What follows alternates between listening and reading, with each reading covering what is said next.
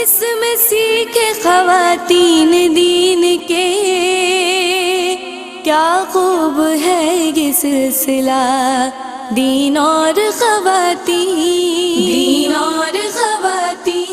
اعوذ باللہ من الشیطان الرجیم، بسم اللہ الرحمن الرحیم، الحمد للہ الذی ہدانا لہذا وما کننا لنہتدی لولا ان ہدانا اللہ۔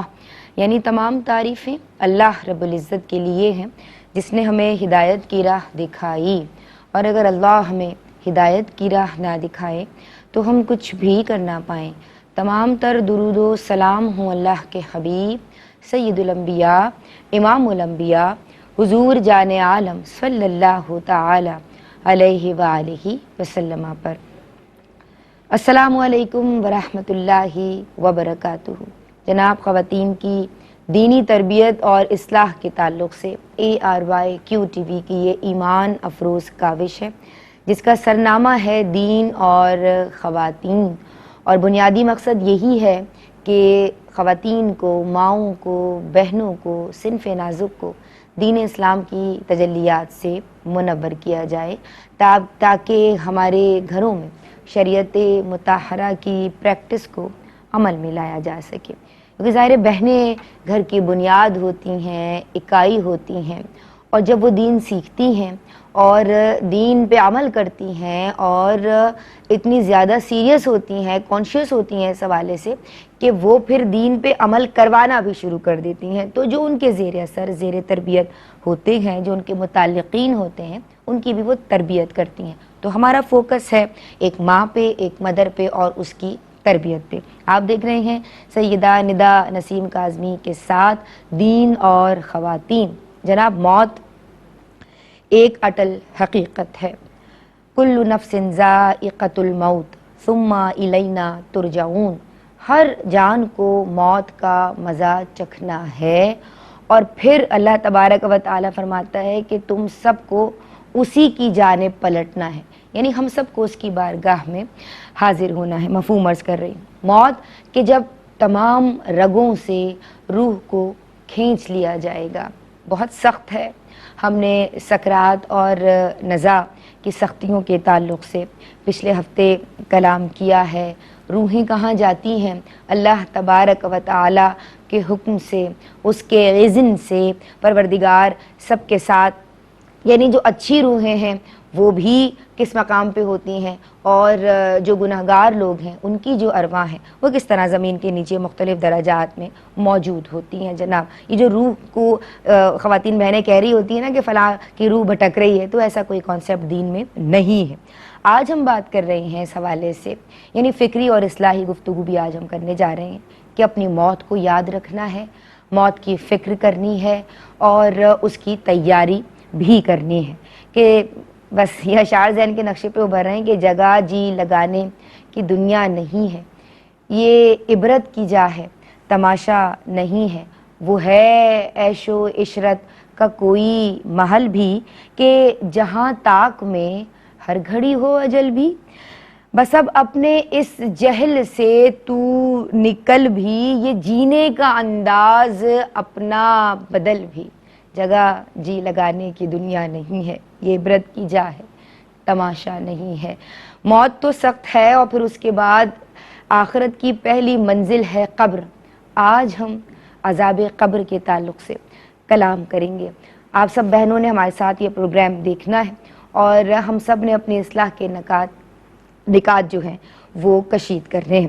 ہمارے ساتھ جناب عالمات موجود ہیں ہم سب کی رہنمائی کے لیے، ماشاءاللہ پروگرام دین اور خواتین، عالمہ ثویبہ شاکر اور عالمہ افق مزمل، یہ دونوں ہی بہت خوبی کے ساتھ اور جامع انداز میں کلام کرتی ہیں، اور ماشاءاللہ خوش بیان ہیں، خوش گفتار ہیں، خدمت دین کے جذبے سے سرشار ہیں۔ سلام عرض کرتے ہیں، السلام علیکم ورحمۃ اللہ۔ وعلیکم السلام ورحمۃ اللہ وبرکاتہ۔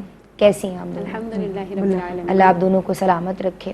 اور آج جو ہم بات کر رہے ہیں، یعنی میں یہ سوچ رہی تھی کہ کس طرح سے گفتگو کا آغاز کیا جائے اور اپنی بہنوں کی توجہ اس جانب دلائی جائے، کیونکہ بہنیں دیگر جو مٹیریلسٹک چیزیں ہیں، یعنی ہم انسان ہے نا، ہم مادیت کی طرف مادہ پرست زیادہ ہو گئے، کس طرح ان کو بتایا جائے کہ موت کو یاد رکھنا ہے، موت کی فکر کرنی ہے، موت کی تیاری کرنی ہے؟ وہ کون سے امور ہیں کہ جن کی وجہ سے عذاب قبر ہوتا ہے؟ اعوذ باللہ من الشیطان الرجیم، بسم اللہ الرحمن الرحیم۔ پچھلے پروگرام میں ہم نے اس بات کو ذکر کیا تھا کہ موت کی سختی بھی برحق ہے۔ اللہ تبارک و تعالیٰ نے قرآن کریم میں اس کا ذکر فرمایا، پھر احادیث کریمہ بھی ہم نے عرض کرنے کی سعادت حاصل کی تھی۔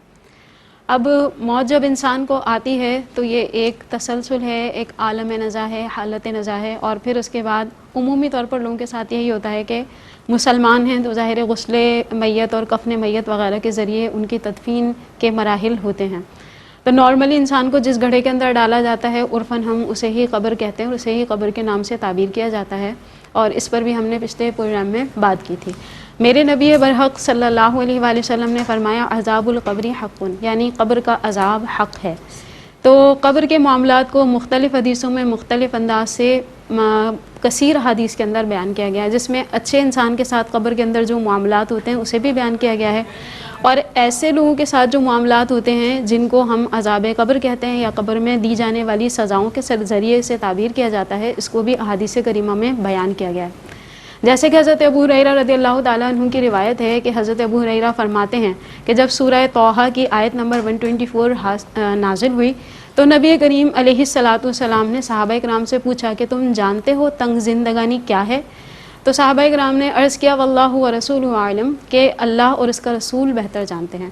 تو نبی کریم علیہ الصلاۃ والسلام نے فرمایا کہ اس سے مراد کافر کی قبر کی زندگی ہے، اور جو کچھ فرمایا اس کا مفہوم یہ ہے کہ جب کافر کو قبر میں دفن کیا جاتا ہے تو اس کے ساتھ اس کی قبر میں 99 یعنی 99 سانپ نمودار ہوتے ہیں، اور ان میں سے ہر سانپ کے 7 سر ہوتے ہیں، اور ان کے ذریعے وہ اس کے قریب جو ہوتا ہے وہ زہریلی اور خطرناک قسم کی پھنکاریں مارتا ہے، جس سے کہ انسان کو عذاب محسوس ہوتا ہے، یعنی کافر کو عذاب محسوس ہوتا ہے، اور پھر وہ اپنے دانتوں سے اس کو کاٹتا ہے اور وہ اس کے ٹکڑے ٹکڑے کرتا ہے، پھر جسم سلامت ہوتا ہے اور یہ عذاب اس کو دیا جاتا رہے گا حتیٰ کہ قیامت قائم ہو جائے۔ تو یہاں پر ہمارے لیے ایک طرح سے تو مقام شکر ہے کہ اللہ تبارک و تعالیٰ کی عطا سے، اس کے فضل و کرم سے ہم مسلمان ہیں، نبی کریم صلی اللہ علیہ وآلہ وسلم کی امت ہیں، لیکن یہاں پر ایک مقام فکر بھی ہے، اور وہ یہ ہے کہ جو ایمان اللہ تبارک و تعالیٰ نے بطور فضل ہمیں عطا فرمایا، وہ اس کی حفاظت کرنا، ایسے امور سے دور رہنا جو ایمان کو کمزور کرنے اور آہستہ آہستہ اس کو سلب کرنے کی طرف ہمیں لے جائیں، ان سے بچنا ہمارے لیے بہت زیادہ ضروری ہے، کیونکہ اگر اللہ نہ کرے کہ ایمان سلب ہو گیا یا ایمان برباد ہو گیا تو یہ انجام ہمیں بھی بھگتنا پڑ سکتا ہے۔ لہٰذا اس جانب پہ توجہ کرنی چاہیے کہ ہم اللہ تعالیٰ کا انعام جو ہے نعمت ایمان، اس پہ جتنا ہم شکر ادا کریں اللہ تعالیٰ کا، یہ بہت کم ہے۔ اسی طرح نبی کریم علیہ الصلاۃ والسلام نے اپنے خواب کے احوال ذکر فرمائے، اور اس میں تو کثیر عذابات قبر کو نبی کریم علیہ السلام نے مختلف انداز سے جو ملاحظہ فرمایا وہ ہم تک پہنچایا۔ جیسے کہ سرکار فرماتے ہیں کہ میں ایک ایسی شخص کے پاس سے گزرا، جب مجھے لے جانے والے فرشتے لے گئے تو دوران سفر میں ایک ایسے شخص کے پاس سے گزرا جو لیٹا ہوا تھا، اور اس کے پاس ایک شخص کھڑا ہوا تھا اور اس کے ہاتھ میں بڑا بھاری سا پتھر تھا۔ تو جب یہ شخص کھڑا ہوا شخص لیٹے ہوئے شخص کے سر پر پتھر مارتا ہے تو اس کا سر بالکل کچل جاتا ہے، اور پھر پتھر لڑک کر دور چلا جاتا ہے۔ یہ شخص جو کھڑا ہے یہ جاتا ہے، پتھر کو اٹھا کر لاتا ہے، اتنی دیر میں اس کا سر پھر سلامت ہو جاتا ہے، اور پھر وہ اٹھا کر اس کو دوبارہ اس کے سر پر مارتا ہے، اور یہ عذاب مسلسل ہو رہا تھا۔ تو میں نے جو مجھے اپنے ساتھ لے گئے یعنی فرشتے، میں نے ان سے پوچھا کہ یہ کیا ہے، اس کو کیوں اس طرح عذاب دیا جا رہا ہے؟ تو انہوں نے فرمایا کہ اس نے قرآن کو یعنی کہ پڑھا، یاد تو کیا، لیکن اس کے اعمال سیکھ کر، افعال سیکھ کر اس کے مطابق عمل نہیں کیا، اس کی سزا ہے، اور دوسری سزا یہ ہے کہ یہ فرض نماز چھوڑ کر سو جایا کرتا تھا۔ تو یہاں پر اب ہمیں دیکھنا ہوگا کہ ہمارے اندر کتنی زیادہ بکثرت بہنیں ہیں، اس طرح ان کے چھوٹے چھوٹے آزار ہوتے ہیں، اور ان کی بنا پہ وہ کہتی ہیں جی ہم نماز نہیں پڑھ سکتے۔ نماز کا وقت ہوتا ہے، فرض نماز کا ٹائم نکل رہا ہوتا ہے، مہمان آئے، باتیں ہو رہی ہیں، بازاروں میں گھوم پھر رہی ہیں، اپنے پسند کا ڈرامہ یا چینل پہ کوئی بھی چیز جو ہوتی ہے وہ دیکھ رہی ہوتی ہیں، اور نماز کا وقت نکل جاتا ہے۔ اگر اذان کی آواز بھی آئے تو ناگوار معاذ اللہ گزرتا ہے کہ اذان بیچ میں شروع ہو گئی، اب ہمیں میوٹ کرنا پڑے گا، حالانکہ کہ کبھی بھی اس کو ریورس کر کے خود سے دیکھ بھی سکتی ہیں، لیکن یہ پھر اس طرح ہوتا ہے کہ ہاں بھائی چلو اذان ہو گئی، احساس ہی نہیں ہے کہ ہمیں ایک ذمہ داری دی گئی ہے کہ ہمیں نماز ادا کرنی ہے۔ اور نمازی کے لیے تو سرکار علیہ الصلوۃ والسلام نے جہاں پہ بہت زیادہ فضائل بیان فرمائے ہیں وہاں یہ بھی بے نمازی کے لیے ہے کہ مرتے وقت اس کو بہت زیادہ سخت تکلیف ہوتی ہے. اتنی دنیا کی ساری جو اگر اس کو پیاس اتنی شدید لگتی ہے کہ ساری دنیا کا پانی بھی اگر اسے پلا دیا جائے تو اس کی پیاس نہ بجھے. اللہ تبارک و تعالیٰ کے غضب کے ساتھ وہ میدان محشر میں پہنچے گا, اس کے چہرے پر آگ کا بادل مسلط ہوگا. تو ہم ذرا سی گرمی میں بے حال ہو جانے والوں کو ذرا ایک لمحے کے لیے سوچنا چاہیے کہ ہم عذاب قبر کس طرح سے برداشت کر سکیں گے. ہمارے سر میں ذرا سا درد ہو تو ہم کہتے ہیں بھائی کوئی چیز اچھی نہیں لگ رہی, بہت شدید ہے, لائٹیں بھی بند کر دو, کسی قسم کی اسمیل بھی نہ آئے, بہت شدید درد ہے, مجھ سے ہلا جلا بھی نہیں جا رہا, مجھ سے کوئی بات نہ کرے. لیکن جب اتنا بھاری پتھر سر پر لگے اور سر کچل دیا جائے اور اس کے بعد پھر وہ تھوڑی دیر میں بالکل صحیح ہو جائے, مطلب تکلیف کا بار بار متکرر ہونا یہ متحقق ہوگا, تو ہم کیسے برداشت کر سکیں گے. لہٰذا بہتر یہی ہے کہ اپنی نمازوں کی اصلاح کی جائے. اس طریقے سے پھر نبی کریم علیہ الصلوۃ والسلام نے مزید اس روایت میں بیان کیا کہ بعض لوگ ایسے تھے کہ جن کے گوشت کاٹ کر انہی کو کھلائے جا رہے تھے. تو میں نے پوچھا یہ کیا ہے, ان کو کس چیز کا عذاب ہے؟ تو کہا گیا کہ لوگوں کی بکثرت غیبت کرنے والے تھے اور لوگوں کو طعنہ دینے والے تھے. اچھا. تو اب یہ احسان کر کے ہم جتا رہے ہوتے ہیں کہ اچھا اب ہم چاہ رہے ہوتے ہیں کسی کے ذریعے اگر ہم نے کسی کو احسان کیا ہے تو ہمارے احسان تلے دبا ہی رہے اور ہمارے سامنے پھر اپنی زبان نہ کھولے.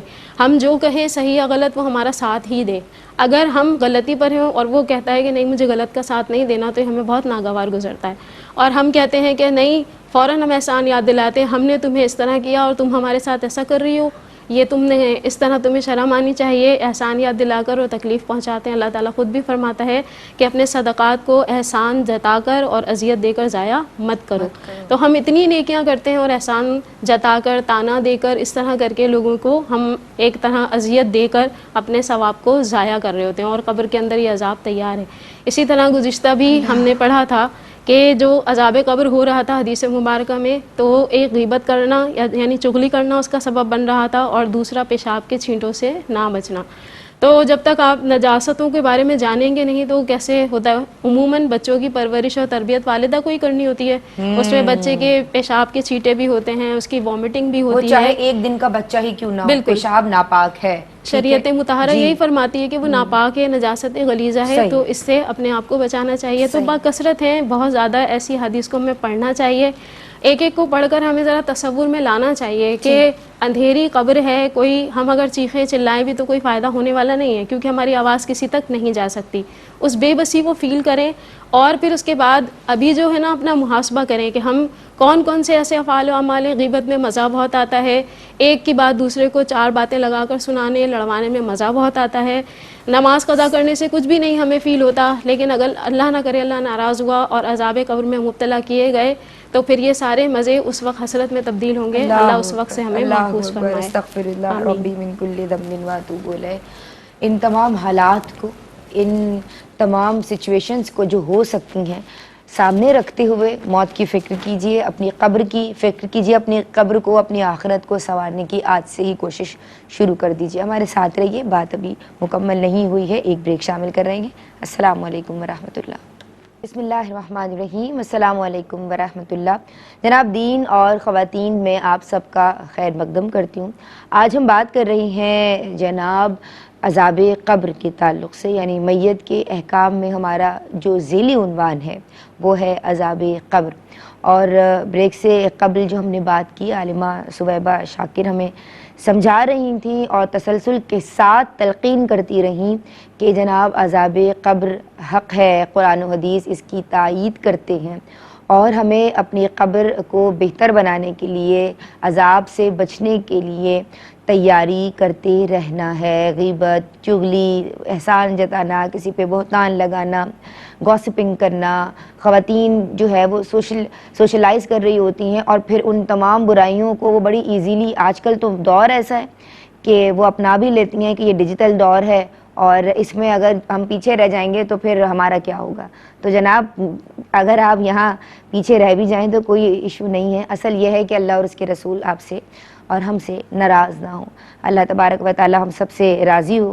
اور میں آپ کی سمت آؤں گی عالمہ افق مزمل, اور مجھے یہ بتائیے کہ قبر کے عذاب سے پناہ مانگنے کے حوالے سے قرآن و حدیث میں کیا تعلیمات دی گئی ہیں؟ اعوذ باللہ من الشیطان الرجیم. بسم اللہ الرحمن الرحیم. دیکھیں جیسا کہ ابھی ہم نے سماعت کیا کہ قرآن پاک میں یا حدیث مبارکہ میں قبر کے عذاب کے متعلق بے شمار معاملات ہمیں ملتے ہیں۔ قرآن پاک میں بھی اللہ تعالیٰ نے عذاب قبر کا ذکر فرمایا، حدیث مبارکہ میں نبی پاک علیہ السلام نے بے شمار واقعات ذکر کر کے فرمایا کہ اس وجہ سے عذاب قبر ہوتا ہے۔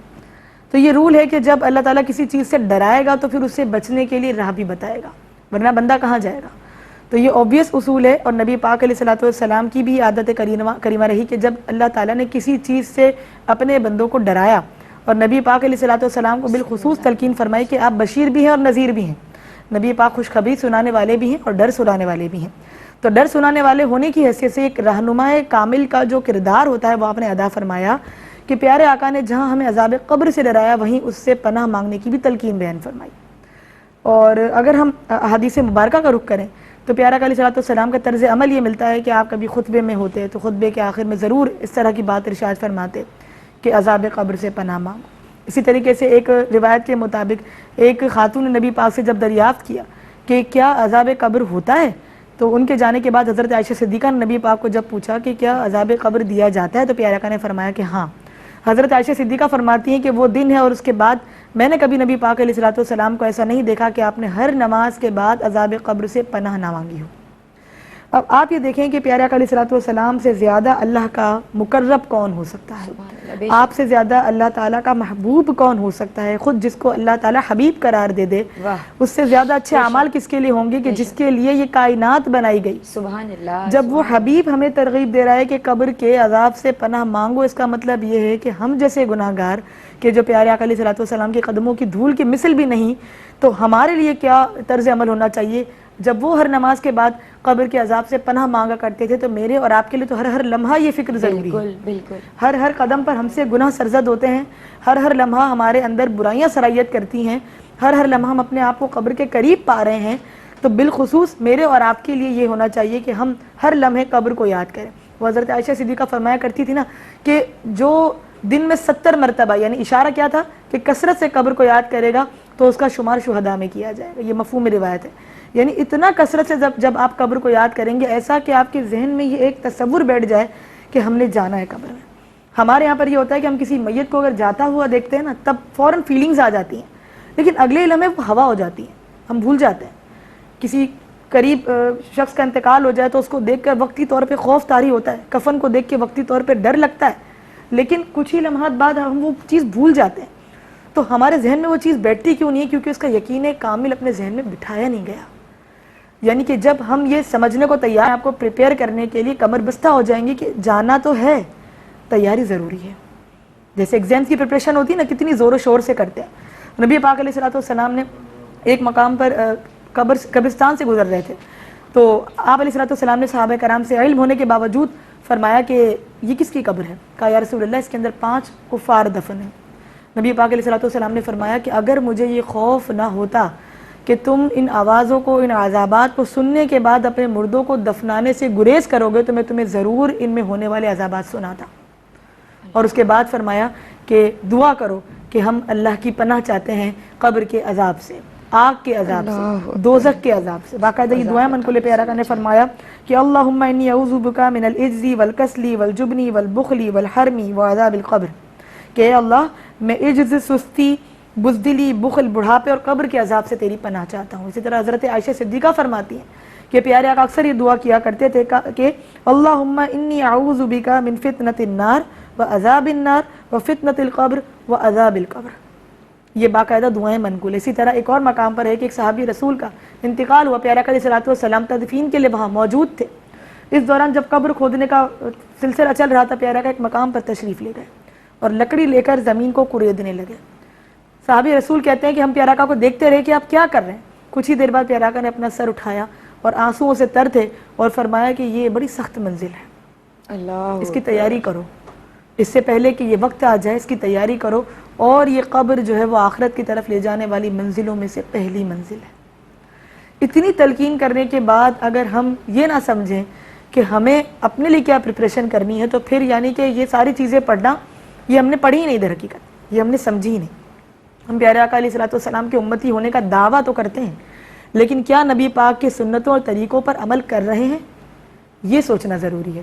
اور بالخصوص قبر کے لیے تیاری کرنا یہ سب سے زیادہ ضروری ہے، اور یقین مانے یہ سارے گناہوں کو ختم کرنے کا راستہ ہے۔ جب بھی کوئی گناہ کرنے کا ذہن بنے نا، فوراً اپنے قبر کے معاملات کو لے کے آ جائیں۔ یہ وہ مقام ہے جہاں میں نے اکیلے جانا ہے۔ مال و دولت جس کے لیے آج میں بھاگ رہی ہوں، حلال حرام کی تمیز بھول چکی ہوں، یہ میرے ساتھ قبر میں نہیں آنے والا۔ جس اولاد کے لیے میں صحیح غلط کو بھول گئی ہوں، وہ اولاد قبر میں میرے ساتھ نہیں لیٹے گی ایک لمحہ بھی۔ کون لیٹتا ہے؟ کتنی بھی محبت ہو جائے۔ ہم سوچیں کہ ہم جن والدین کے لیے حرام حلال بھول جاتے ہیں، جن والدین کے لیے ہم ہر گناہ کرنے کو تیار ہیں، اتنی محبت ہے ہمیں، کیا وہ والد یا والدہ قبر میں ایک لمحہ کے لیے لیٹیں گے ہمارے ساتھ؟ نہیں، بلکہ میت تو جیسے ہی آتی ہے لوگ کہتے ہیں نا جلدی دفناؤ، کہیں مردے کے اندر اسمیل نہ ہو جائے، کہیں اس کو دفنانے کی تیاری کی جلدی ہوتی ہے۔ یعنی آپ دیکھیں نا کہ کتنی بے وفا دنیا ہے کہ ہمارا نام ہی مرحوم کر دیا جاتا ہے، مرحومہ کر دیا جاتا ہے۔ اماں ابا بیوی بھائی بہن کوئی سب کام میت نہیں ہو آتا، جاتے ہیں، بس سب میت ہو وہ جاتے رشتے ہیں، ختم، سب میت ہے۔ اب سارا تعلق جو ہے وہ آپ کا قبر سے ہے، اب معاملات دوسرے شروع ہوئے۔ کوئی ایک لمحہ بھی ٹارچ لے کے قبر میں نہیں بیٹھتا کہ کیا پتا میرے عزیز کو اندھیرے سے خوف آ رہا ہو، ایک موم بتی ایک چراغ بھی کوئی نہیں جلاتا کہ کیا پتا ان کو تھوڑی روشنی سے مانوسیت ہو جائے، کوئی نہیں کرتا۔ اور خاص طور پہ آج کل کی بات کی جائے تو آج کل تو کوئی قرآن پڑھ کے بھی بخشنے کی توفیق نہیں کرتا، لوگ اپنے لیے نہیں پڑھتے تو میرے اور آپ کے لیے کوئی کیا پڑھے گا قرآن پاک؟ تو ہم اس دنیا کے لیے جی رہے ہیں، اس دنیا کے لیے اپنے آپ کو برباد کر رہے ہیں کہ جو ہمیں کچھ بھی نہیں دینے والی، جس کا کچھ حاصل نہیں ہے۔ اچھا بہنیں کہہ بھی رہی ہوتی ہے نا کہ اولاد کے لیے کر رہے ہیں، کیا کر رہے ہیں، آج کل کے دور میں کرنا پڑتا ہے، نہیں تو یہ اولاد بھی تو کام نہیں آئے گی نا۔ کوئی کام نہیں آئے گا، وقت ضائع کر رہے ہیں دوستوں میں، گیدرنگز میں، اس کو بھی منہ دینا ہے، وہ برا مان جائے گا، برا مان، صرف اللہ کی رضا کی پرواہ کریں، اللہ ناراض نہ ہو، اللہ کا رسول ناراض نہ ہو، باقی یہ دنیا کبھی بھی ماننے والوں میں سے نہیں ہے۔ تو حقیقتاً اپنے جو گول ہوتا ہے نا اس پر فوکس کرنا چاہیے۔ ہمارا جو موٹو ہے، جو ہمارا مقصد ہے، جو مقصد حیات ہے اور جو منزل آخرت ہے، جو دائمی زندگی ہے، اس کی تیاری کریں، یہ سب فضول ہے۔ جس طرح ایک مسافر رہتا ہے ویسے رہیں، اور عقل مندی اور ہوشیاری سے کام لے کے وقت بہت تھوڑا ہے، ایک لمحہ بھی میرے اور آپ کے پاس ہے ہم نہیں جانتے، اگلے لمحے موت ہے یہ ہم نہیں جانتے۔ تو ہوشیار وہی ہے کہ جو ان تمام تعلیمات کو سن کر بھولے نہیں، یاد رکھے، ذہن کے دریچوں میں ان کو سیو کر لے کہ بس اب میں نے یہ کام کرنا ہے۔ اور اپنے آپ کو آج اس پروگرام کے توسط سے ہم کہتے ہیں کہ میں اور آپ مل کر کوشش کرتے ہیں اپنے آپ کو اس چیز کے لیے پریپیئر کرنے کی۔ اللہ تعالیٰ سے دعا کرتے ہیں کہ ہمارے یہ الفاظ سامنے والے سننے والوں کے دلوں پر بھی اثر کریں، اور اللہ تعالیٰ ہمیں بھی عمل کی توفیق عطا فرمائے۔ اللہم آمین۔ اللہ ہم سب کو عمل کی توفیق عطا فرمائے۔ ایک بریک لے رہے ہیں، ہمارے ساتھ رہیے۔ السلام علیکم ورحمۃ اللہ۔ جی بسم اللہ الرحمن الرحیم۔ السلام علیکم ورحمۃ اللہ۔ دین اور خواتین میں آج بات ہو رہی ہے عذاب قبر کے تعلق سے، اور اب اس سیگمنٹ میں میں چاہتی ہوں کہ ہم بات کریں ان امور کے تعلق سے عالمہ صبیبہ شاکر کہ جو ہمیں یعنی جن کو اختیار کرنے سے وہ اعمال و افعال کہ جو ہمیں عذاب قبر سے بچائیں گے انشاءاللہ یا بچانے والے ہیں۔ جی دیکھیں، شریعت مطہرہ نے دونوں پہلوؤں کو بالکل متوازن رکھا ہے۔ جیسے قرآن کا اسلوب ہم دیکھتے ہیں، اللہ تبارک و تعالیٰ نے جہاں عذابات بیان کیے ہیں وہاں پہ جنت کی نعمتوں کا ذکر بھی فرمایا ہے۔ تو لہٰذا ایک تو اس کا ون لائنر اگر آنسر ہم دیکھیں، جتنا ہم نے اسباب بیان کیے کہ یہ عذاب قبر کا سبب بننے والی چیزیں ہیں، ان کو ترک کیا جائے تو عذاب قبر سے محفوظ اور معمون رہیں گے۔ جہاں تک اس بات کی ہے کہ کیا پڑھا جائے، تو خاص طور پر سورہ ملک حدیث میں ہے موجود کہ جب اس کو ہر رات میں اگر تلاوت کیا جائے تو یہ عذاب قبر سے بچاتی ہے۔ لیکن اس کے ساتھ ساتھ جو سب سے زیادہ اہم اور ضروری چیز ہے وہ ہے حقوق العباد کی ادائیگی، کیونکہ انسان کے لیے اس سے بچنا یا کما حقوق اس کو ادا کرنا اکثر جو ہوتا ہے وہ مشکل ہوتا ہے عدم توجہی کی بنا پر۔ ہمارے اندر اللہ تبارک و تعالیٰ نے نفس رکھا ہے اور اس کو ہم سمجھ نہیں پاتے، اور اس کی بنیاد پر ہم کیا کرتے ہیں، انانیت کا شکار ہو کر، اور جہاں ہمیں لگتا بھی ہے کہ ہاں ہم غلط ہیں وہاں ہم کہتے ہیں نہیں ہم غلط نہیں ہیں، ہم صحیح ہیں، سامنے والا غلط ہے، اس کو مجھ سے معافی مانگنی چاہیے۔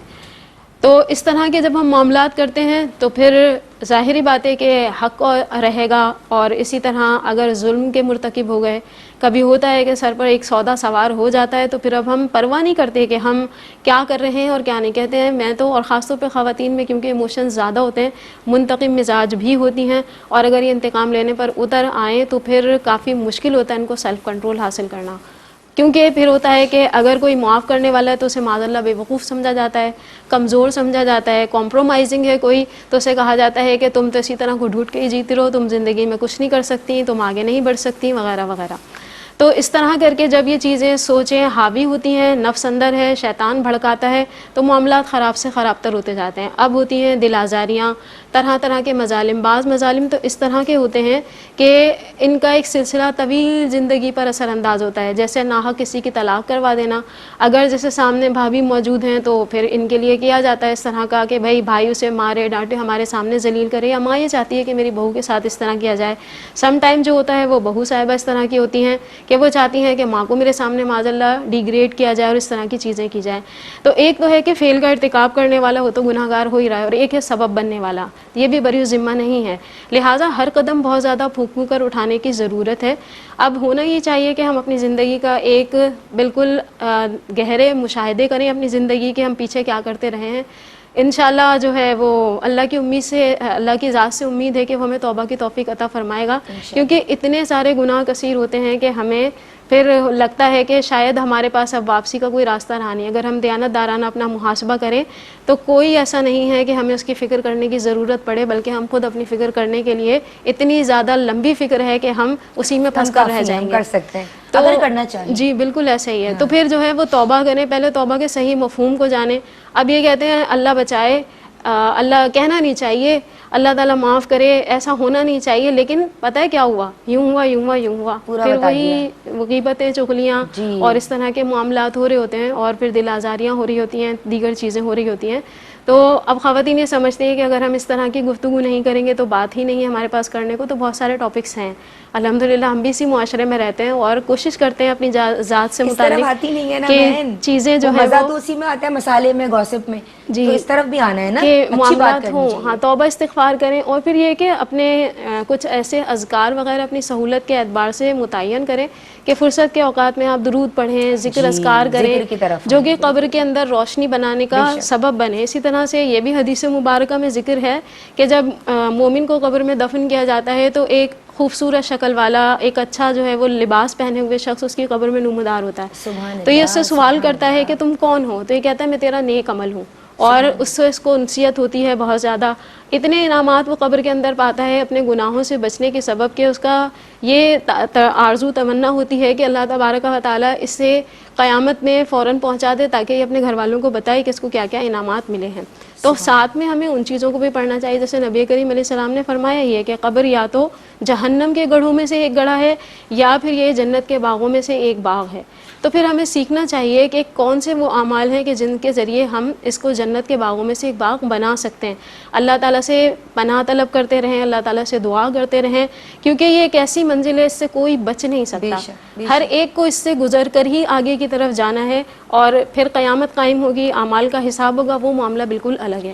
تو لہٰذا اپنی قبر کو اچھا رکھنا یا اس کو معاذ اللہ جہنم کے گڑھوں میں سے ایک گڑھا بنا دینا من وجہ ہمارے اختیار میں ہے. اللہ تبارک و تعالی ہمیں جیتے جی نیک اچھے اعمال کرنے اور ساری زندگی اپنا محاسبہ کر کے اپنے گناہوں پہ توبہ کرنے کی سعادت سے بہرہ مند فرمائے. آمین. اللہم آمین. ماشاء اللہ، سبحان اللہ، بارک اللہ، تقبل اللہ. میں آپ کی سمت آؤں گی. اور عالمہ افق مزمل، وہ کون سے خوش نصیب خوش بخت لوگ ہیں کہ جنہیں عذاب قبر سے محفوظ رکھا جاتا ہے؟ بسم اللہ الرحمن الرحیم. دیکھیں عذاب قبر برحق ہے، لیکن اللہ عز و جل کی یہ خاص رحمت ہے اپنے بندوں پر کہ کچھ کیٹیگریز ایسی مخصوص فرما دی کہ جن کو اللہ تعالیٰ عذاب قبر سے محفوظ رکھتا ہے. اب ان میں کچھ لوگ تو ایسے شامل ہیں کہ جن کے اپنے اختیار میں ہے ہی نہیں، یعنی کہ ظاہر سی بات ہے ہم کہاں مریں گے، کب مریں گے، یہ تو اللہ کا لکھا ہوا ہے. تو کچھ کیٹیگری میں لوگ ایسے ہیں کہ جن کے اوپر اللہ تعالیٰ کی مرضی کے حساب سے ان کے ساتھ معاملہ ہوا کہ ان کو عذاب قبر سے بچا لیا گیا، لکیلی کہتے ہیں قسمت والے. اور کچھ لوگ وہ ہیں کہ جو اپنے اعمال کے ذریعے اپنی بچت کر سکتے ہیں، قبر کے عذاب سے اپنے آپ کو خود بچا سکتے ہیں. تو جیسا کہ رمضان میں فوت ہونے والا، احادیث مبارکہ میں آتا ہے کہ جو شخص رمضان کی راتوں میں یا دن میں فوت ہو تو اس سے قبر میں سوالات نہیں کیے جاتے. اسی طریقے سے جمعہ کے دن یا شب جمعہ اور جمعرات کی جو درمیانی رات ہوتی ہے، اس دن فوت ہونے والا اس سے بھی قبر میں سوالات نہیں کیے جاتے، قبر کا عذاب نہیں ہوتا. اسی طریقے سے جو شخص روز رات کو سورہ ملک کی تلاوت کر کے سویا کرے، اب یہ ہمارے بس میں والی بات آ گئی نا، اب یہ تو ہم خود پریفر کر سکتے ہیں اپنے لیے. تو روز رات کو سورہ ملک پڑھ کے سونے والا 30 آیتیں ہیں، یہ آپ کے 30 دنوں کے لیے کافی ہیں. تو روز رات کو سورہ ملک پڑھنے کا یہ معمول بنانا نبی پاک علیہ الصلوۃ والسلام کا بھی معمول رہا، بزرگان دین سے بھی منقول ہے، یہ عذاب قبر سے روکتا ہے۔ ایک روایت میں آتا ہے کہ جب بندہ وہ جو سورہ ملک پڑھنے والا ہے جب وہ قبر میں جاتا ہے تو عذاب کے فرشتے اس کے سر کی طرف آتے ہیں، تو سورہ ملک اس کے سر کی طرف آ کر کہتی ہے کہ یہ میری تلاوت کیا کرتا تھا، اسے عذاب نہ دو۔ پھر جب وہ عذاب کے فرشتے اس کی پیٹ کی طرف آتے ہیں تو سورہ ملک اس کے پیٹ کی طرف آ کر اس کو بچاؤ کرتی ہے، اور جب وہ پیروں کی طرف آتی ہیں تو سورہ ملک پیروں کی طرف آ کر اسے بچاتی ہے، اور یہاں تک کہ وہ عذاب کے فرشتے قبر سے چلے جاتے ہیں، یعنی وہ سفارش کرنے والی صورت ہے۔ اسی طریقے سے کثرت سے قرآن پاک کی تلاوت کرنا، ڈائجسٹ ناول پڑھنے کی تو لوگوں کی عادت ہوتی ہے، میسیجز پڑھنا، واٹس ایپ پہ لگے رہنا، اللہ کی کتاب کھول کر بھی تو دیکھنا چاہیے کہ یہ ہمارے لیے ہے، یہ دوسری دنیا کے لوگوں کے لیے نہیں ہے، میرے اور آپ کے لیے ہدایت کا ذریعہ ہے، ہدن للمتقین ہے، تو چلے متقین بنتے ہیں، ہدایت کی طرف چلتے ہیں۔ تو قرآن پاک کی جو کثرت سے تلاوت کرتا ہو، یہ تلاوت اس کے قبر میں روشنی بنتی ہے اور اس کو عذاب قبر سے محفوظ رکھتی ہے۔ اسی طریقے سے وہ مسلمان کے جو فرما بردار ہو، اللہ تعالیٰ اس کے لیے بھی آسانیاں فرماتا ہے۔ فرما بردار سے مراد کیا ہے کہ جو نیک کام کرنے والا ہو اور گناہوں سے اپنے آپ کو بچانے والا ہو، اس کے لیے بھی عذاب قبر نہیں دیا جاتا۔ اسی طریقے سے وہ لوگ کہ جن سے اللہ تعالیٰ نے سوالات کو اٹھا لیا ہو، یعنی کہ ان سے قبر میں سوالات نہیں ہوں گے تو ان پر عذاب بھی نہیں ہوتا۔ کچھ لوگ ایسے بھی ہیں کہ جن کے بارے میں منقول ہے کہ ان سے قبر میں سوالات نہیں کیے جائیں گے، تو جس سے سوال نہیں ہوگا اس پر عذاب بھی نہیں کیا جائے گا۔ اسی طریقے سے جو شخص دن میں 100 مرتبہ، یہ بڑا قیمتی نسخہ، اس کو یاد رکھے، دن میں 100 مرتبہ لا الہ الا اللہ مالک الحق والمبین، دن میں 100 مرتبہ بس پڑھنا ہے، چلتے پھرتے پڑھ لیں، تو جو اس کی عادت بنا لے گا وہ بھی عذاب قبر سے اپنے آپ کو محفوظ کر لے گا۔ تو یہ جو چیزیں ہم نے پڑھی، ان سے ہمیں پتہ چلا کہ کچھ چیزیں ہمارے اختیار میں ہیں اور کچھ ہمارے اختیار میں نہیں۔ تو جو اختیار میں نہیں ان کے لیے دعا کر سکتے ہیں کہ اللہ تعالیٰ ہمیں ایسے لمحات میں موت عطا فرمائے کہ جب ہمارے سامان بخشش بن جائے، اور جو معاملات ہم خود اختیار کر سکتے ہیں، تلاوت قرآن پاک ہو گئی، نیک اعمال کرنا، صدقات دینا، یہ چیزیں جو ہے نا، ایسی چیزیں وہ قبر میں انسان کے لیے آسانی، اور شہید جو ہے نا اس کے لیے بھی مرتبہ ہے، یعنی کہ جو اللہ کی راہ میں شہید ہوا جہاد کرتے ہوئے، یا وہ جیسے ہمارے فوجی ہوتے ہیں جو نگرانی کر رہے ہوتے ہیں، اگر وہ شہید ہوئے تو اس کا ایک رات اور ایک دن اگر اس نے صرف پہرا دیا اور وہ شہید ہو گیا تو بھی وہ شہید کے درجہ پائے گا۔ اس طریقے سے کوئی بیماری میں اگر کوئی فوت کر جاتا ہے، جیسے بالخصوص پیٹ کے بیماری میں مبتلا ہو کر مرنے والا، یا کوئی عورت ڈیلیوری کے دوران انتقال کر جاتی ہے تو وہ بھی شہید کا مرتبہ پاتی ہے۔ ایکسیڈنٹ میں کوئی انتقال کر جائے تو یہ شہید جو ہوتے ہیں ان سے بھی جو ہے وہ قبر میں عذاب ان کا نہیں لیا جاتا، ان کو عذاب نہیں دیا جاتا۔ تو یہ سارے امور ان کو ذہن میں رکھیں، جو چیزیں ہمارے بس میں ہیں ان کو اختیار کریں تاکہ ہم اپنی پہلی منزل کو آسان کر سکیں۔ جناب میں آپ کی سمت آؤں گی، اور میں چاہتی ہوں کہ پیغام آپ ہماری بہنوں کو دیں کہ جیسے انہوں نے بتایا کہ سورہ ملک کے حوالے سے، اور بہنوں کو نمازوں کی جانب لانے کے لیے کہ وہ اپنی نمازوں کی ایک تو فکر آخرت اور دوسرا فکر نماز، کتنی آسانی سے جو نمازیں چھوڑ دیتی ہیں بہنیں، جو آسانی سے ہم عشاء کی نماز پڑھ لیں گے یا جو وقت گھر پہ میسر ہے، یا اگر ہم یعنی ریلیکسنگ ایک اس میں ہے فیز میں تو ہم پڑھ لیں گے، کیا ایسا سوچ رکھنا، ایسا طریقہ اختیار کرنا یہ صحیح ہے ان کے لیے، یا وہ 5 وقتہ نمازی جو ہے ان کو بننا ہے اور اپنی نمازوں کی فکر کرنی ہے ان کو؟ کس طرح سے آپ اس طرف ان کو لے کے آئیں؟ دیکھیں، نماز جو ہے چاہے مرد ہو چاہے عورت، عاقل و بالغ مرد اور عورت پر نماز فرض ہے، اس میں کسی کو کوئی شک اور شبہ ہے نہیں، یعنی من جانب شرع یہ ہمارے لیے ایک ذمہ داری ہے، ہمارے لیے ایک ڈیوٹی ہے جس کو ہمیں پورا کرنا ہی کرنا ہے۔ اور پھر ہم دیکھتے ہیں تو نمازیں پڑھنے والوں کے بہت سارے فضائل بھی بیان کیے گئے ہیں، نہ پڑھنے والوں کے لیے عذابات کا ذکر بھی کیا گیا ہے، میدان محشر کی سختیاں ان کو فیس کرنی پڑیں گی۔ اسی طرح جیسے ایک حدیث کا مفہوم ہے کہ انسان سے پہلا سوال جو ہوگا میدان محشر میں وہ نماز کے متعلق ہوگا، اگر یہ ٹھیک رہی تو سارے معاملات ٹھیک ہوں گے، اور اگر یہ خراب ہو گئی تو سارے معاملات جو ہوں گے وہ آگے خطرناک ہوں گے۔ تو ہمیں یہ سوچنا چاہیے کہ یہ ہماری ایک ذمہ داری ہے اور اس کو ہمیں ادا کرنا ہے۔ نہ ادا کرنے کی صورت میں اگر ایسے ہوتا ہے ہم نے کسی سے ضرورتاً قرض وغیرہ لیا، ادا نہیں کر سکے، اب وہ بہت سارے لوگوں کو لا کر اور ہمارے گھر کے سامنے شور مچانا شروع کر دے، اپنے مال کا تقاضا کرے، تو ہم کتنی انسلٹ فیل کرتے ہیں۔ تو اب ہمیں یہ سوچنا چاہیے کہ میدان معاشر میں جب ہمیں ذلت اور رسوائی پر پیش کر دیا گیا، اللہ نہ کرے، تو ہمارا بنے گا کیا؟ سارے لوگ موجود ہیں، ہماری طرف متوجہ ہیں اور سبھی کو معلوم ہے۔ اس طرح سے جب عذابات کے بارے میں سنیں تو ذرا سوچیں، خواتین کو ذرا کچن میں کام کرنے سے ایکسپیرینسز ہوتے ہیں، چھوٹے موٹے ان کے ساتھ انسیڈنٹ ہوتے ہی رہتے ہیں، ہاتھ کبھی جل جائے تو سوچیں کہ دنیا کے آگے اور ذرا سا حصہ ہے، اور جب آخرت میں اگر جہنم میں ڈال دیا گیا نماز نہ پڑھنے کی وجہ سے تو پھر میرا بنے گا کیا؟ اسی طرح کٹ لگے کبھی تو پھر سوچیں. اور اسی طرح جو عذابات بیان کیے گئے اگرچہ وہ کافروں کے لیے ہی ہیں، لیکن اگر نماز ادا نہ کرنے کی وجہ سے ایمان ہی برقرار نہ رہا اور میں کافر ہو کر مری یا کافرہ ہو کر مری تو پھر میرے ساتھ کیا ہوگا. تو ان چیزوں کی جانب اپنی توجہ رکھیں. انشاءاللہ تبارک و تعالیٰ عادت نماز کی بنے گی، مگر شرط یہ ہے کہ ہم سنجیدگی سے غور کریں. اگر جب تک ہم سنجیدہ ہو کر نہیں کریں گے کسی کام کو، آج سن لیا اور کل اس کے بعد جو ہے ہم اڑا دی بات ہوا میں کہ کل سے شروع کریں گے، تو پھر ہاتھ آنے والا کچھ بھی نہیں ہے. اللہ اس وقت سے ہمیں محفوظ فرمائے. بہت شکریہ آپ کا. اور عالمہ افق مزمل میں آپ کا بھی شکریہ ادا کرنا چاہوں گی. وقت اجازت نہیں دے رہا، ورنہ ماشاءاللہ آپ اتنی خوبصورت گفتگو آپ نے بھی کی تو میں آپ سے بھی پیغام لیتی.